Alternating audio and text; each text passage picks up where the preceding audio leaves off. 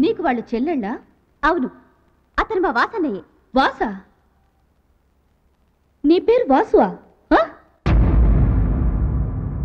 ఇతని పేరు వాసు కాదు, సమరసింహారెడ్డి. సమరసింహారెడ్డి, సమరసింహారెడ్డి.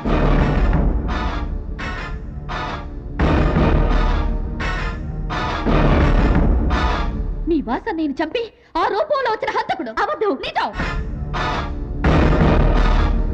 చెప్పు సమరసింహారెడ్డి.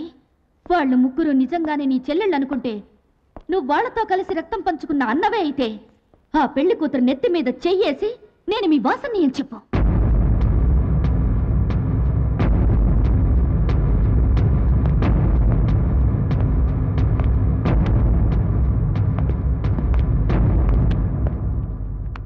పోనీ నువ్వు నడక నేర్పిన ఈ చిట్టి చెల్లెల మీదైనా ప్రమాణం చేసి చెప్పు, నేను మీ వాసన్నయ్యని చంపలేదు అని.